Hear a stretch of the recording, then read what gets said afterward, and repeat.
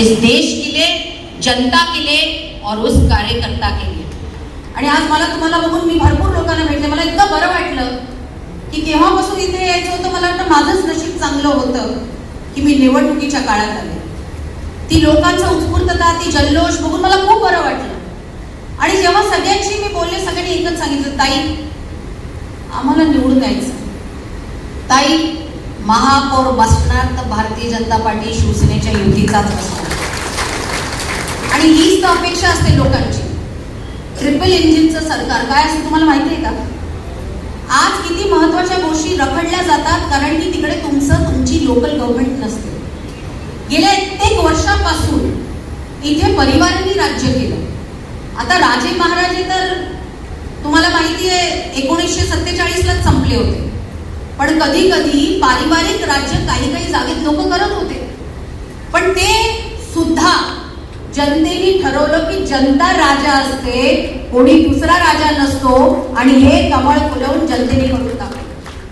मी तुम्हाला एवढंच सांगू इच्छिते, आपल्या सोबत भाजपा, शिवसेना आणि सगळ्यात महत्वाची श्रमजीवी संघटना आणि अग्निसेना, जेव्हा समाजातले सगळे घटक एकत्र येतात ना, तेव्हा ते दिसून येतं की बॉस टाइम अपना आ रहा है. आज सगळे घटक भारतीय जनता पार्टीवर येऊ इच्छितात.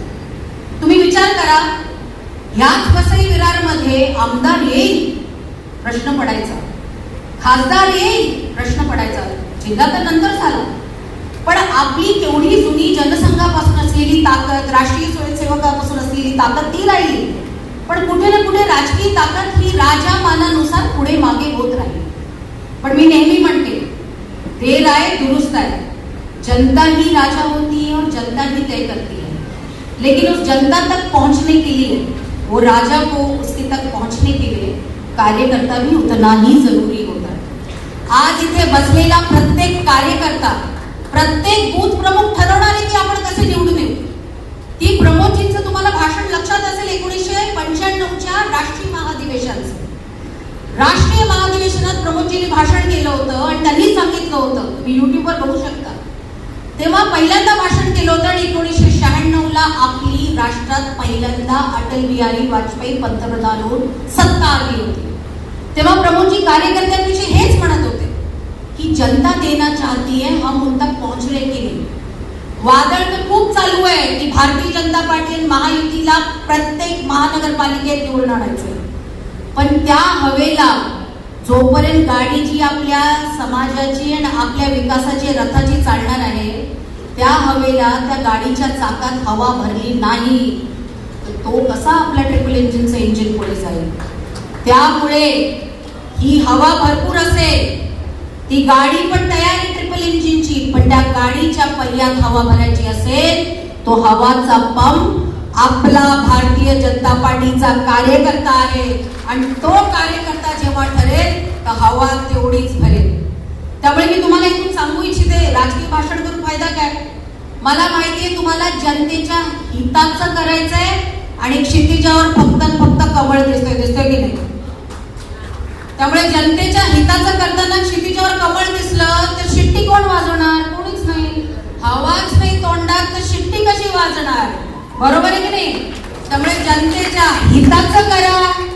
आपल्या क्षितिजावर फक्त कमळ आणि महायुती बघा. आणि तोंडातली हवा संपल्यामुळे शिट्टीत हवा नका, तर आपल्या सायकलच्या टायरीत हवा भरा. एवढी ताकद त्यांच्यात आहे.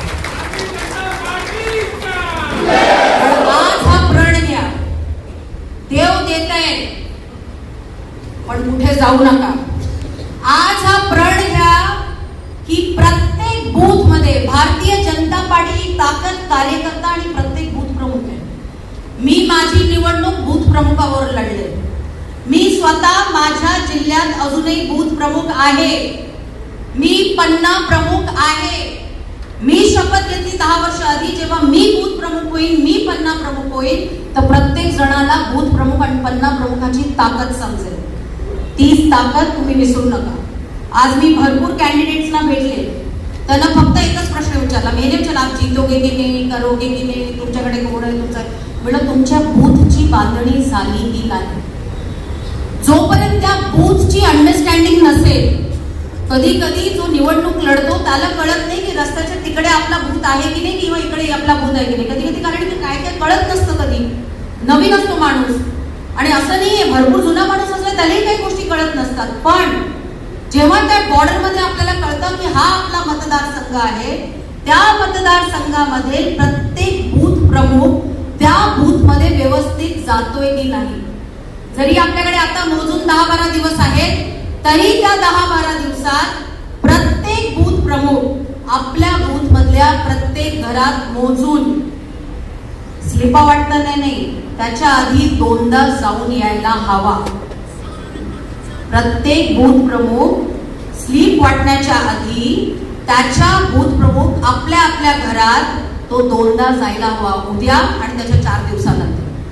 जेव्हा त्या बूथ प्रमुखाला आपला बूथ व्यवस्थित कळला, कारण की तुमचे बूथ 100% तयार आहे, त्यामुळे त्या बूथ प्रमुखला आपला बूथ कळला तर 107 नाही ते 115 तुमचे होऊन जातील, एवढी ताकद. आणि हे समजू नका हा वॉर्ड प्लस आहे हा वॉर्ड मायनस आहे. बूथ प्रमुखांनी ठरवलं, कार्यकर्त्यांनी ठरवलं तर सगळे वॉर्ड प्लसच असतात. त्यामुळे आज राजकीय न बोलता जेव्हा राजकीय सभा असेल तर आपण भरपूर हवा काढूया शेट्टीमधली. पण आज मी तुम्हाला एवढंच सांगू इच्छिते की प्रमोदजींनी सांगितलं होतं एका सच्च्या कार्यकर्त्यांनी की आपल्या सगळ्याला विकास हवा आणि विकासाची लक्ष्मी ही हाताच्या पंजावर बसून येत नाही. विकासाची लक्ष्मी ही कोणती तरी फू मारून शिट्टी मारत येत नाही. विकासाची लक्ष्मी येते तर कमळावरच विराजमान होऊन येते. त्या लक्ष्मीला, त्या विकासाला प्रत्येक घरात आपल्याला घेऊन जायचंय. आदरणीय पंतप्रधान नरेंद्र मोदींनी आपल्याला एवढा चांगला सुवर्ण काळ या देशासाठी दिलाय, तो आपण विसरू नये येणाऱ्या पिढीसाठी. ज्या प्रकारे या महाराष्ट्राचे मुख्यमंत्री ज्यांनी प्रत्येक आपल्या बहिणीला, आपली बहीण लाडक्या बहिणीला लक्ष्मी समजून तिला ती ताकद दिली, त्या देवेंद्र फडणवीसला मदत करणं हे आपलं कर्तव्य आहे. कारण की महाराष्ट्राची लाडकी बहीण ती सन्मानित आणि सुरक्षित आहे तर देवाभाऊच्या महाराष्ट्रातच आहे, ही ताकद आपल्याकडे आहे. आणि रवी दादांविषयी मी काय बोलू, आता लहानपणापासून बघितलं, म्हणजे वयाचं सांगत नाही मी, पण प्रमोदजींचा त्यांच्यावर खूप प्रेम आणि आशीर्वाद होता. एक छोटा सच्चा कार्यकर्ता केवढा मोठा महाराष्ट्राचा प्रदेशाध्यक्ष होऊ शकतो, ही ताकद फक्त आणि फक्त भारतीय जनता पार्टीत आहे. असाच सच्चा आणि चांगला कार्यकर्ता, कार्यकर्ती किंवा कार्यकर्ताच या कमळाचा धनुष्यबाणाचा महाबळ होणार आहे. आणि तो किती आकड्याने येणार आहे, किती आकड्याने येणार आहे? गाड मान लो 107, नंबर आया 8. 8 नंबर किसका होता है? किसके सर पे बैठेगा शरीर? दुश्मनों के. तो तयार तो रखना ना भाई. तो 107 चा आकडा आपल्या येणाऱ्या काळात या वसई विरारकडे जेवढं दुर्लक्षित झालेलं आहे ते दुर्लक्षित बाजूला करून या वसई विरारच्या आपल्या लोकांच्या विकासासाठी आपण तयार करून द्यावं. तुम्हा सगळ्यांना आजपासून तो सुरुवात आहे. अभी तो ये झाकी है, पिक्चर अभी तर ही सुरुवात करूया. आणि एवढ्या काळात आपण एका चांगल्या विकासाच्या रथासाठी कार्यकर्त्यांच्या पंपमधून जनतेच्या प्रेमाचं वादळ त्या विकासाच्या रथाच्या आपल्या टायर मध्ये भरून अशी भन्नाट गाडी घेऊन जाऊया की वसई विरार सगळ्या भागात, नालासोपारा, ईस्ट, विरार, वेस्ट, सगळीकडे लोकांपर्यंत विकास पोहोचावा आणि त्यांचं काम हवं आणि त्याच्यातून कार्यकर्त्यांचाही सन्मान वाढावं, काम हवं. या विश्वासाने तुम्ही सगळे कामाला लागा आणि तुम्हाला मी नेहमी भेटत राहील. तुम्हा सगळ्यांना मनापासून खूप खूप शुभेच्छा. भारत माता की. आणि त्या 1980 पासून आज 2026 आलाय. तुम्ही बघा भारतीय जनता पार्टीचा विस्तार केवढा मोठा झाला. तो विस्तार ह्याच्यासाठी नाही झाला की आपल्याकडे नेते भरपूर आहेत, नाही. ते काँग्रेसमध्ये झालं होतं आणि नेते पळून गेले त्यांचे. तो भारतीय जनता पार्टीचा विस्तार हा भारतीय जनता पार्टीच्या सच्च्या कार्यकर्त्यांमुळे झालाय. त्यामुळे भारतीय जनता पार्टी विशेष आहे. मी स्वतः भारतीय जनता पार्टीची कार्यकर्ता आहे. मला 20 वर्ष झालेत पार्टीत काम करून. आले आणि बसले नाही, खूप प्रयत्न केले. आज माझ्या युवा मोर्चात काम करणारे कितीतरी लोक आज निवडणुका लढतायत. 20 वर्षापासून आम्ही युवा मोर्चात काम करतोय आणि मला खूप बरं वाटलं. आणि जेव्हा वसई विरारकडे बघितलं जायचं, ठाणे जिल्हा असतो, नंतर तो पालघर झाला, कधीतरी वसई विरार नेहमी थोडा पोरका राहायचा, हो की नाही?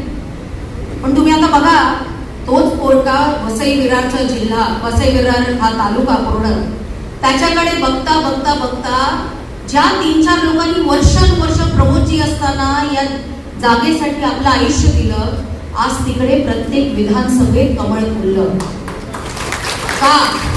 कारण मी तिथे राहिलेला भारतीय जनता पार्टीचा 40 वर्षापासून असलेला सच्चा कार्यकर्ता. त्या कार्यकर्त्यासाठी मी इकडे आले. निवडणूक असली तर कार्यकर्ता कधी हताश होतो, निवडणूक असली कार्यकर्ता कधी उत्स्फूर्त असतो, निवडणूक असली तर